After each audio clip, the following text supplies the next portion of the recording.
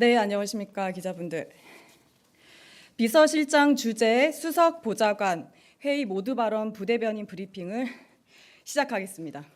대통령실 부대변인 전운수입니다. 오늘 점심시간에 비서실장 주재로 진행된 비수보 회의와 관련한 브리핑을 진행하겠습니다.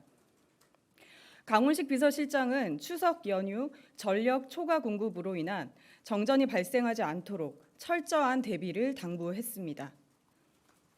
올해 추석 연휴는 최대 10일간 장기간 연휴로 역대 최저 수준의 전력 수요가 전망됩니다. 국가전력망에 흐르는 전기는 수요에 비해 공급이 부족해도 문제지만 공급이 넘쳐도 블랙아웃이 발생할 수 있습니다.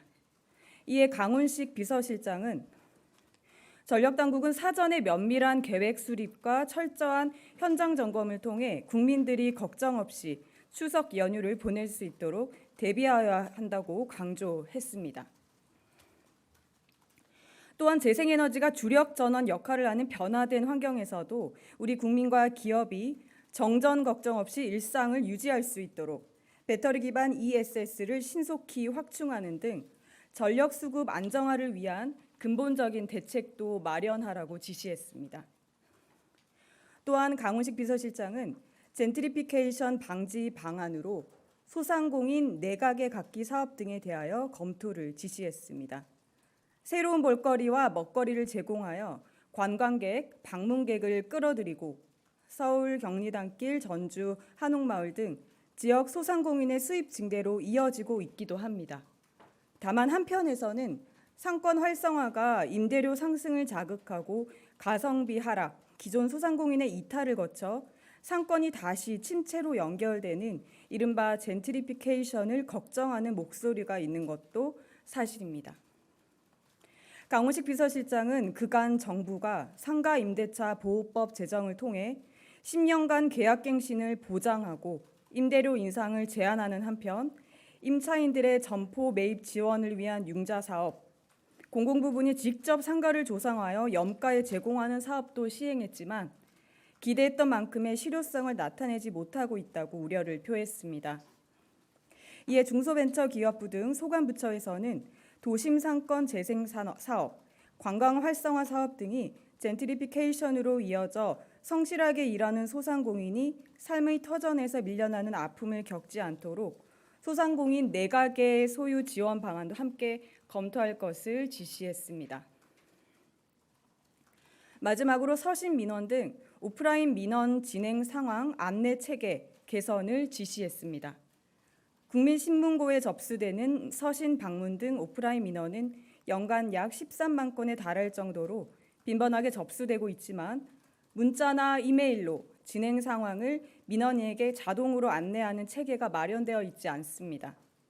강훈식 비서실장은 민원은 단순한 서류가 아니라 누군가의 절실한 사정이 담긴 목소리라며 그 목소리가 어디까지 전달되었는지 어떻게 다뤄지고 있는지 안내하는 것은 행정의 투명성만이 아니라 사람을 안심시키는 배려라고 했습니다. 이에 국민권익위원회는 행정안전부와 협의하여 민원인이 오프라인 민원 접수 시에도 온라인 민원과 동일하게 문자나 이메일을 통해 진행 단계별로 안내를 받을 수 있도록 민원 처리 기준과 담당자 업무 지침 등을 조속히 개정하고 각 부처와 지자체에도 지침이 전파될 수 있도록 지시했습니다. 그리고 그 오전에 브리핑이 계속 이어졌었는데 핵심 규제 합리화 전략회의가 곧 개최됩니다. 산업이나 민생 현장에서 오랜 기간 복잡하게 다양한 영역에서 얽혀있는 거미줄 같은 규제들을 과감히 해소하고자 대통령실에서도 총 출동했습니다. KTV 국민방송으로 생중계되니 국민 여러분께서는 잘 지켜봐 주시기 바랍니다. 이상입니다. 죄송합니다. 너무 뛰어왔습니다. 네, 혹시 질의 있으신가요? 네, 기자님.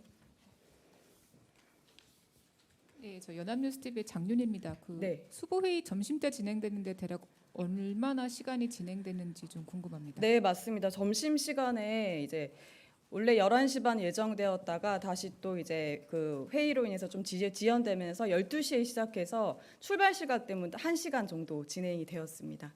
네. 그래서 여기 대통령실 총출동 2시 반에 시작되는 이 회의에 총출동하기 위해서 이 비수보 회의를 좀 당겨서 진행했습니다. 좀 잘 지켜봐 주셨으면 좋겠습니다. 고맙습니다. 네, 기자님. 네, 부대변인님 MBC 홍신영입니다. 그 말씀하셨던 것 중에 소상공인의 내각의 소유 지원 방안이라고 하셨는데 이게 네. 어떤 정부에서 어떤 지원 방안을 하는 건지 네. 여기 설명을 좀 해주셨으면 좋겠고요. 네. 또 하나는 민원이 온라인 민원과 동시에 문자나 이메일을 통해서 진행 과정을 안내하신다고 했는데 네. 이게 그럼 시스템으로 정리화가 되는 건지 그 사람이 한다는 건지 그게 좀 궁금합니다. 네, 알겠습니다. 첫 번째 질의에 대해서 이게 아마 이제 그 점포 매입하고 상권 육성하는 그런 연계 방안인데 조금 새롭게 생각해 보자는 그런 정책의 시도인 것 같습니다. 구체적으로는 사실은 더 논의가 되어야 되는데 일단 오늘 좀 논의된 것을 보면 어쨌든 뭐 목표 상권을 만들고 그리고 뭐 사업 구조를 어떻게 할 것인지 그리고 정부 지자체가 뭐 공공과 민간이 뭐 공동 출자하는 방안 그리고 점포를 매입할 때 예전인 전부 다 매입해서 상가를 만든 후에 염가에 매도했다면 그게 아니라 이제 일부를 매입하는 거죠. 그러면 저절로 좀 상권이 만들어질 수 있는 그런 분위기를 형성하는 부분.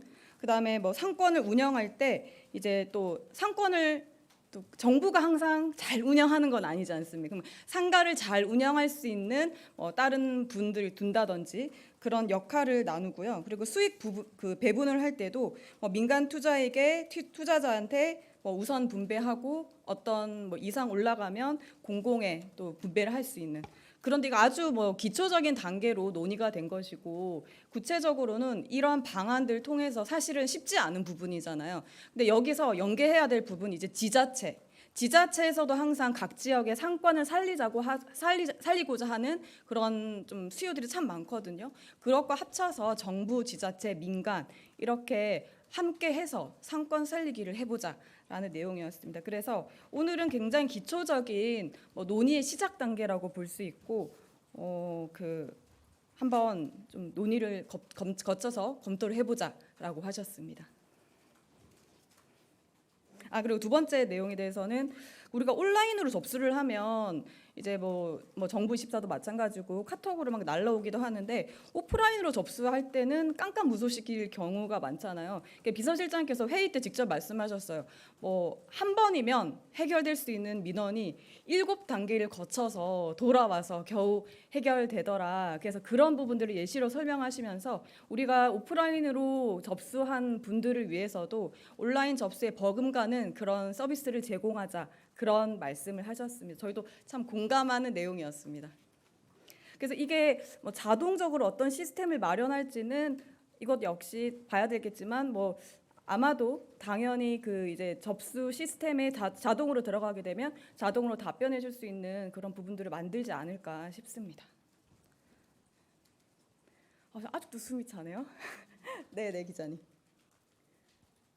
예, 매일경제 성소리입니다. 네. 다른 거 한번 여쭤보고 싶은데 오전에 임명장 수여식이 있어가지고요. 네. 이제 이걸 계기로 이제 취임 이제 100여일 만에 이재명 정부 1기 내각이 완성됐다는 평가가 있는데요. 여기에 대해서 대통령님께서 따로 말씀하시거나 아니면 이제 그 임명장 수여식에서 환담하시면서 네. 특별히 좀 말씀 주신 거 있으신 게 있으실까요? 네, 맞습니다. 그 수여식 때 제가 그 배석을 하지 않고 바로 또 회의가 이어지면서 내용을 확인하지 못했는데 확인해가지고 나중에 말씀드릴 수 있도록 하겠습니다, 기자님. 또 혹시 질의 있으실까요? 네. 그러면 이제 영상을 조금 정리하고 이게 백백불로 진행하던지 하도록 하겠습니다. 오늘 오후도 많이 빠듯한데 이제 2시 한 9분 정도 남았는데 잠시 진행을 하도록 하겠습니다. 고맙습니다.